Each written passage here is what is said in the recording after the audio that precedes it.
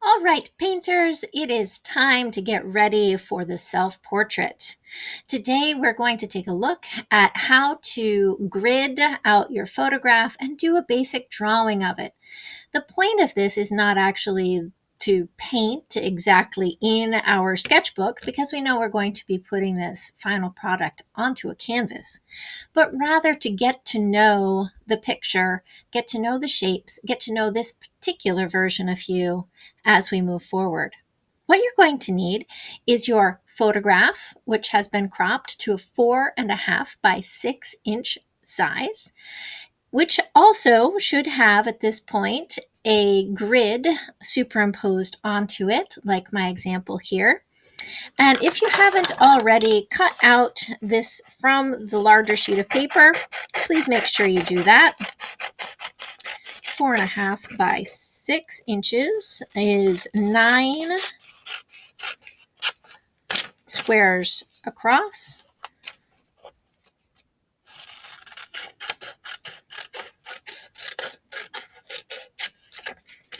And 1, 2, 3, 4, 5, 6, 7, 8, 9, 10, 11, 12 squares down. Sorry, I had to remember.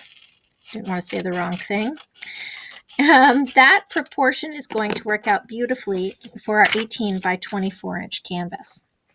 Once you have that, you're going to open up your sketchbook to a blank page, and you're going to actually draw this portrait right next door to the image. So to do that, we have to make a grid. Here's a shortcut for the grid making. Put this where you want it. I'm going to put it here on the right so I'm not constantly smudging my drawing as I look at the image.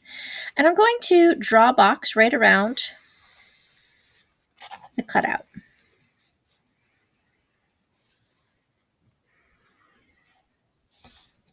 Then, so that I can draw the grid with nice straight lines, I'm going to make little tick marks that extend off of the edge of the grid all the way down and all the way across each of the 4 sides. Don't just do one side and then hope that you're going to draw a straight line. Hoping is not a plan, and it's certainly not very good for grid making. So definitely measure out and mark. This is just the cheater way to do it because you can use a ruler and mark every 1/2 inch, but this does it much, much faster. All right, so now I have this box with these little grid lines, and I'm going to go ahead and draw in the grids. For this, you can press, moderately hard. We're not going to be taking away the grid from this, so it doesn't matter if it shows up just a little. I'm going to speed this up so that you don't have to watch me draw really, really slowly. All right, so now we've got everything set up and I can start to work. You'll see that I have taken the time to put in some letters across the top, some numbers down the side. I've taped this image down so it's going to stay here in my sketchbook. I won't lose track of where it is. And I'm going to go ahead and begin. Now, this is like any other gridded drawing that you've done. We are going to carefully match the exact shape and placement and proportion of the original image into the final drawing over here. Now, the big difference between this one and what you might have done in Intro to Art for a self-portrait is you don't have to get into all of the soft blending. We don't mind if this grid stays put. We're just getting this out for a general sense of the shapes and values in your face. We want to match the shapes as exactly as we can because we'll have to reposition those onto the larger canvas. It's really good and helpful to understand how to do that. But we also want to just have an understanding of placement of values so that we can get the sense of volume or form. I'll demonstrate how I might go about doing the eye, and then I'll just speed draw the rest of this.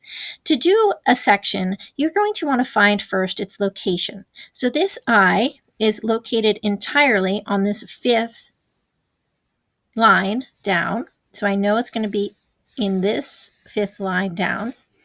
And it's straddling 2 boxes. It's straddling the E and the F. So I know EF5 is where this eye is going to be. If I locate the corner of the eye here in F5, I could put a dot right about there where I think that that is, where it intersects the grid line here and where it intersects the grid line there. I can come down to the center point here of the eye and notice that the lowest part is close to the grid, about center there. The other corner tilts upward a little bit, and the lift of this eye is right about here. So I can go ahead and connect those dots to get the shape of the eye as the eye whites meet the eyelids. I also have some other details like the cute little pink stuff that's there in the corner. My iris, which is the colorful part of my eye. To do that, I might actually not just think about where those are located, but the negative space that I see. Negative space that I see around that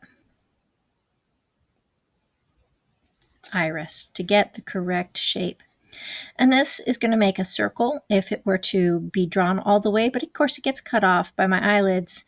I'm not super surprised in this picture, so I can not see the whole iris. I have the pupil, which is kind of like the donut hole inside a donut. And then I have eyelids. Often when people first draw their eye, they think, gosh, that's small. My eye doesn't look that small. And it doesn't. And that's because we understand that the eye has more volume to it than just what you see where the white of the eye is. So I've got the eyelid here, kind of this crease that folds over. I'm getting old. All right. That's how I'd go about drawing that eye. I can put in some understanding of value here, but just a little bit. I don't have to get to a spot where I feel like I've got perfect blending, but I can definitely put in some darker areas where the eyelashes are there and a little bit darker on my iris and pupil. I'm going to go ahead and speed draw the basic shapes of this portrait. Follow along as I make some matching happen with my placement, my proportion, and my exact shapes.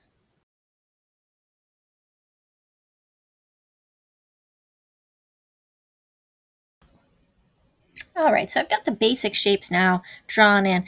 I'm not 100% confident about things. You saw me probably redraw this eye 3 times, but I'm feeling like I've got the gist of it. If I want to get a little more precise, because I feel like these eyes are really far apart, there's something that's not relating between the two of them, then you might break out, your ruler and take a look and see what you've got.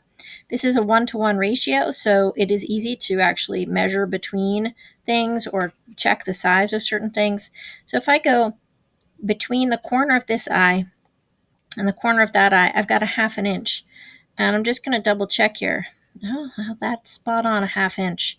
So what else is it that's making those eyes feel like they're really, really far apart? Well, maybe it's that I don't have enough head on either side of them. So that's also a possibility. It's not necessarily the thing that you're trying to draw, but the thing that is next door to it.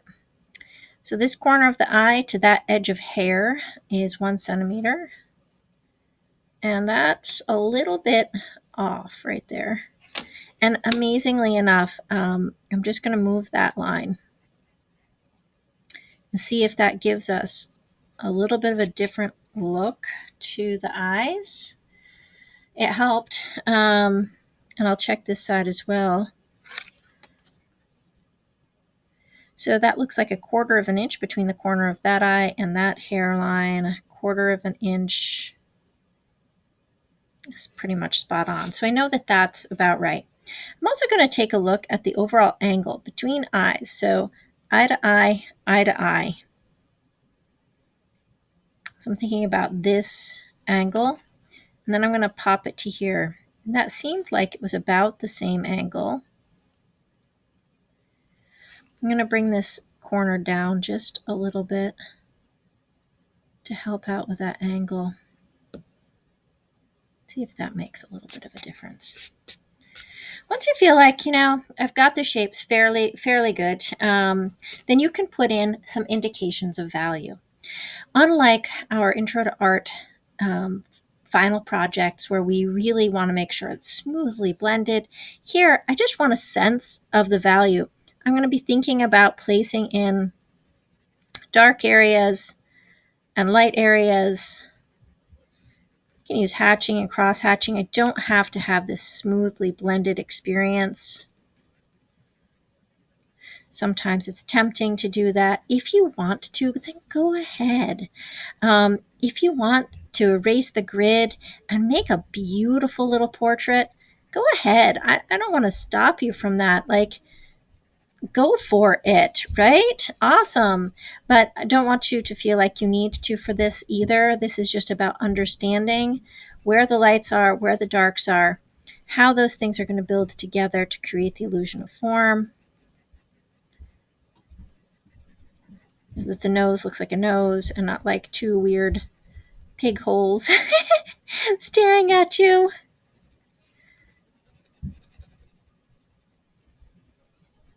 One of the troubles of having the camera angle slightly lower is, of course, being able to see right up my nose.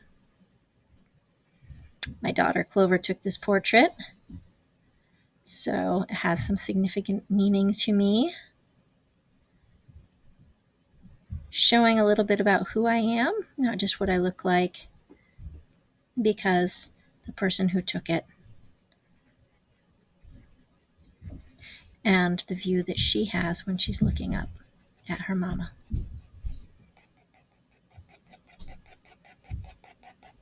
Once again, I'm not worrying about blending here, just trying to get a sense of how the light is hitting the face. Where does the shadow begin? Where are the highlights the brightest?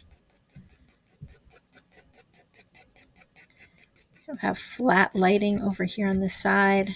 There's not a lot of variation in shadow. A little bit darker there, a little bit darker here.